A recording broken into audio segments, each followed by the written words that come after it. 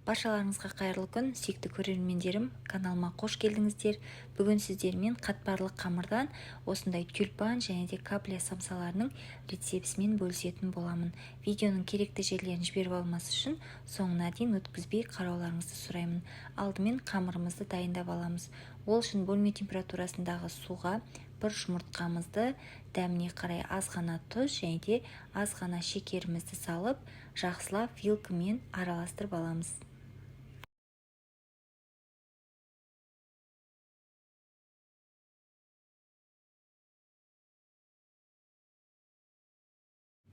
Суымыз бен жұмыртқамыз біркелкі масса болғаннан соң, ұнымыздың ортасына аз-аздан құя отыра қамыр илейміз. Қамырымыз өте қатты жұмсақ болмау керек.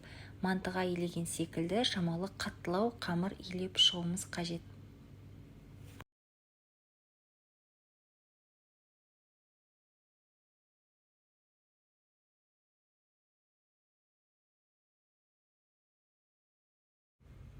Самсаның қамырын жақсылап қолымызбен жұмыс жасап, иегі қанғанша жақсылап илейтін боламыз. Дайын болған қамырымызды теңде 2 бөлікке бөліп, шамамен 15-20 минутқа тындырып қоямыз. Құрметті қыз-келіншектер, егер осы рецепттерге ұнап жатса, пайдалы болып жатса, менің каналымның алға қарай дамуына өз үлесіңізді қосып, каналыма тіркеліп, осы видеоны туыстарыңызбен бөліссеңіздер, өте қуанышты болар едім. Алдағы уақытта көптеген пайдалы рецепттермен бөлісіп отыратын боламын. Көріп тұрғандарыңыздай 15 минуттан соң біздің қамырымыз осылай жұмсақ болып шығады. Енді бірінші зуаламызды алып, міндетті түрде ұн сеуіп, орташа қалыңдықта қамырымызды жайып аламыз. Өте қатты жұқа қылып жаюдың қажеті жоқ. Егер қатты жұқа болып кетсе, қазір май жаққан кезде ыңғайсыздық тудыруы мүмкін.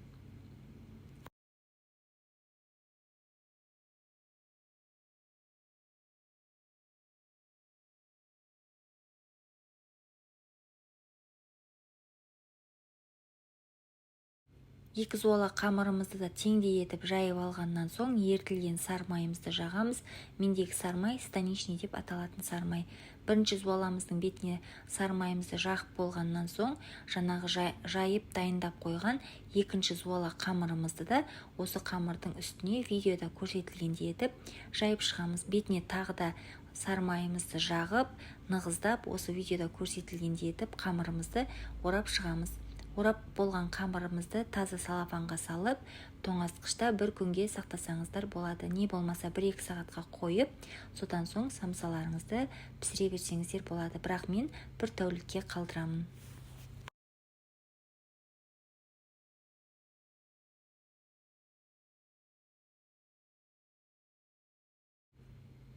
Енді біз салмасын дайындаймыз. Салмасына тартылған ет, пияз, дәміне қарай қара бұрыш және де тұз салып жақсылап араластырамыз. Енді тоңазытқышта тұрған қамырымызды алып, бірнеше бөлікке бөлеміз.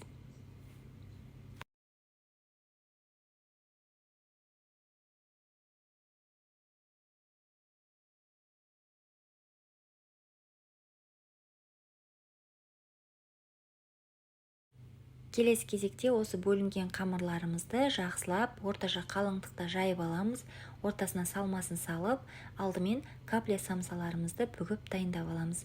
Сіздерге түсінікті болу үшін қазір бірнеше данасын түйіп көрсететін боламын. Видеоны мұқият қарап алсаңыздар, капля самсаны түю негізі өте оңай.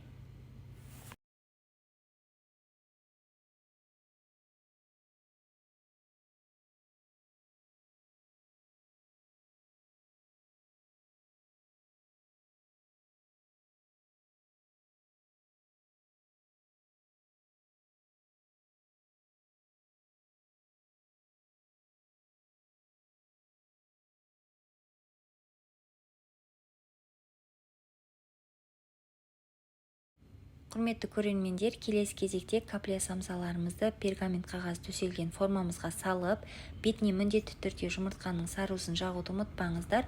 Өз қалауыңызша бетіне кунжут мак сепсеңіздер болады. Және де қызып тұрған печкіде 250 градуста шамамен 25-30 минут аралығында пісіріп аламыз. Біздің капля самсаларымыз піскенге дейін тюльпан самсаларымызды түйіп дайындап алатын боламыз. Тюльпан самсаны бүгу үшін әдеттегідей жаңағы қамырымызды орташа қалыңдықта жайып, ортасына салмасын саламыз. Видеода көрсетілгендей қамырымыздың жанын кесіп алып, айналдыра отыра тюльпан самсамызды түйіп шығамыз. Өте оңай, видеоны мұқият қарап алсаңыздар, бірден үйреніп аласыздар.